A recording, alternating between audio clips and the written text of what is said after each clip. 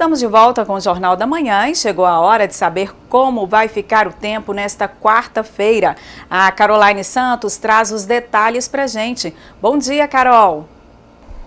Bom dia a todos, bom dia Lília. Olha só, nesta quarta-feira os ventos marítimos reforçam a umidade no leste de São Paulo e no Rio de Janeiro, onde o céu fica nublado e chove ao longo do dia com risco de chuva forte, viu? Uma frente fria avança e chega ao Espírito Santo, aumentando as nuvens e a chuva. Sol e pancadas de chuvas nas demais áreas. Já em Paracatu, o dia será de sol, aumento de nuvens de manhã, pancadas de chuva à tarde e à noite. A mínima está prevista para 19 graus e a máxima para 30 graus. Até amanhã, Lília. Tchau, tchau. Ok, Carol, obrigada pela participação. Até amanhã. Mais de 5.500 assassinatos não estão nas estatísticas oficiais de mortes violentas do Brasil em 2018. São pessoas mortas pela polícia em 18 estados do país que contabilizam as vítimas decorrentes de ações policiais de forma separada. Os dados revelam que, como houve uma alta no número de vítimas pela polícia, esse dado fez a redução de mortes violentas ser menor, 10% e não 13%. O Pará agora registra uma alta de número de mortes comparado a 2017 com 2018, de 3,6%. No Rio de Janeiro, a queda é de 8,2% no número de mortes, sem contar as vítimas da polícia. Vai a 0,8% com os novos dados. Só 2 estados, Maranhão e Rondônia, ficam com uma queda ainda maior quando são incluídos os casos de intervenção policial. O levantamento faz parte de um estudo do G1 e revela a face violenta do nosso país. O gás de cozinha está mais caro em todo o Brasil, pois é verdade. O reajuste anunciado pela Petrobras já está valendo. A alta de 3,4% vai pesar no bolso do brasileiro. Todos os reajustes são repassados de uma distribuidora para os revendedores, né? E o revendedor faz a sua contabilidade e repassa para o consumidor final. Então tudo começa lá na Petrobras, como que é esse esquema? Primeiro vem da Petrobras, que é a matéria-prima, repassado para as distribuidoras, que hoje são 5 mais atuantes no Brasil. E dessas 5 existem os seus representantes em todo o Brasil, onde que é repassado esse reajuste. E o representante para o consumidor final. É uma cadeia de 3 níveis aí, da Petrobras para a distribuidora, da distribuidora para a revenda e da revenda ao consumidor final. Esse reajuste é de 3,4%, é um dos maiores aí dos últimos anos, né? Sim, não dos últimos anos, né, mas desse ano é o maior reajuste e esse valor de 3,4% em cima da matéria-prima do gás. Mas como teve o reajuste também no óleo diesel, que faz parte dessa cadeia, que é o transporte, o valor que deve ser repassado aí na ponta, no botijão de gás, deve ser em torno aí, juntando as duas partes de reajuste para o consumidor final no botijão de 3 quilos. Tá? Como que fica agora aqui em Patos de Minas? Esse reajuste de 3,4% vai ser repassado integralmente? Ainda não? Como que fica com o reajuste aqui na cidade? O preço do gás ele é livre, né? Livre comercialização. E cada revenda tem a sua quantidade diária de armazenamento. De acordo com a renovação dos estoques, isso vai sendo repassado para o consumidor final. Né, Patos e toda a região, os estoques vão acabando, vão se renovando e vão repassando os preços novos para os consumidores finais. Em Patos de Minas, o preço aí era mais ou menos R$70. Com esse reajuste pode chegar a quanto? O preço variava em Patos e em toda a região de R$70 a R$75. A variação não é tão grande porque os custos das revendas são muito iguais, né? Então a variação não é tão grande. Podendo agora, com esse reajuste aí, chegar em algumas regiões, até Patos de Minas, até R$80 no gás de 13 quilos. E vamos falar agora de saúde? Olha só, o aumento dos casos de dengue coloca Minas Gerais em alerta. A cidade com maior número de casos no estado é Betim, na região metropolitana. Cerca de 14 mil já foram confirmados. Em Paracatu, foram confirmados 1.249 casos e uma morte. Com a lotação de unidades de atendimento no estado, meios alternativos de tratamento vêm sendo utilizados. Mas será que eles funcionam? Veja na reportagem a seguir. A epidemia de dengue que atinge Betim, de acordo com a Secretaria de Saúde do município, já causou 8 mortes este ano. Outros 6 óbitos ainda estão sob investigação. De janeiro até o fim de abril, foram confirmados 13.998 casos da doença. 80% dos focos do mosquito estão nas residências e nos lotes vagos. A suspeita da doença tem levado centenas de moradores diariamente aos postos de saúde e à UPA na região central da cidade. Bom, gente, a situação é essa. Todo posto médico que a gente leva, trabalha com o aplicativo, a gente é orientado a deslocar o pessoal para um outro posto e todo lugar que a gente chega é isso aqui, está lotado. E na luta contra a dengue, Betim também tem buscado alternativas para ajudar a diminuir os sintomas da doença, como a dor, a febre e manchas pelo corpo. Para isso foram criadas 2 unidades de hidratação, como esta aqui do bairro Espírito Santo. As novas unidades estão recebendo os pacientes encaminhados dos postos e da UPA, como é o caso da Sabrina, que deu luz a um bebê de apenas 28 dias. Comecei a passar mal assim, do nada. E aí ele me trouxe hoje para fazer os exames para confirmar mesmo se é dengue.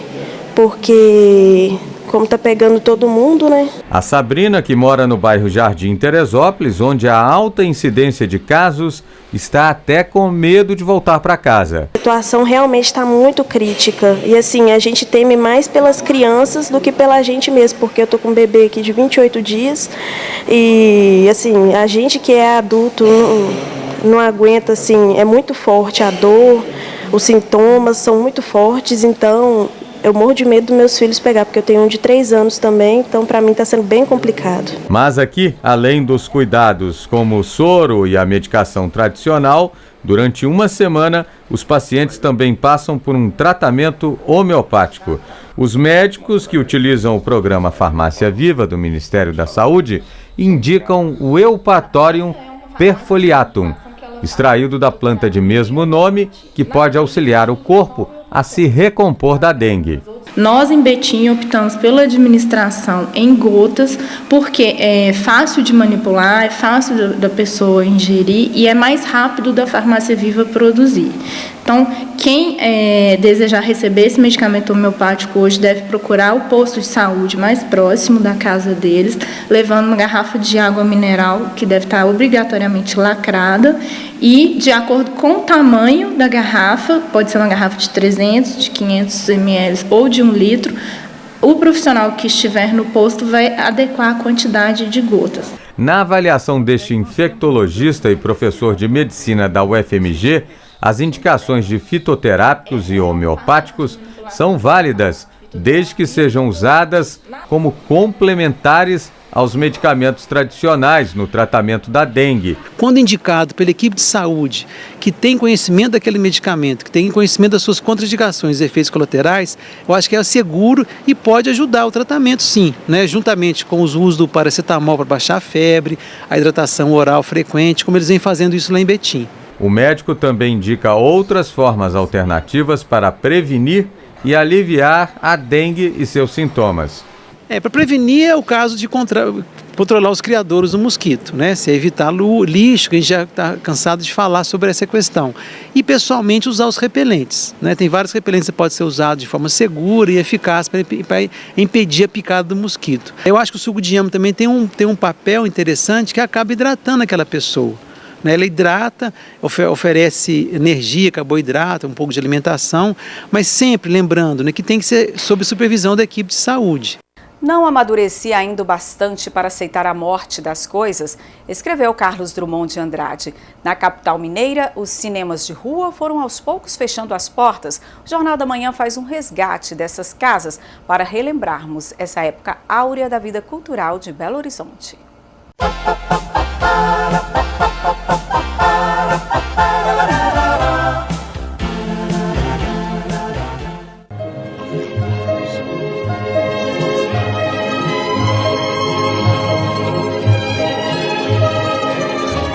Bem-vindos à nossa sessão Nostalgia. Em cena a história dos cinemas de rua em Belo Horizonte.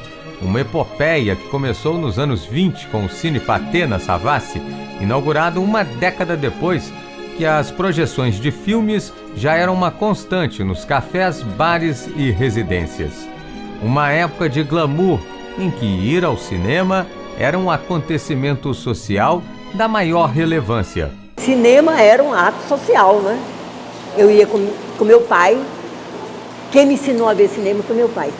Ele ia ao cinema todos os dias. Naquela época não existia outro tipo de diversão.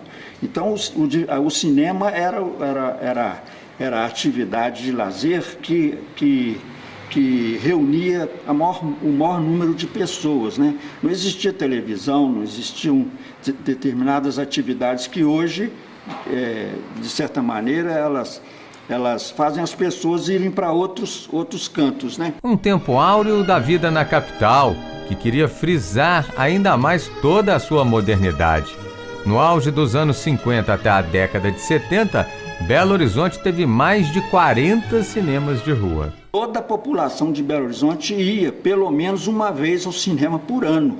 Quer dizer, uma coisa assim, a taxa de ocupação era muito grande. Veio a década de 80 e com ela a decadência. Sobreviveram os cineclubes como o Cine Belas Artes, especializado em filmes mais artísticos do universo cult. Os cinemas de rua deram lugar às igrejas, migraram para os shoppings.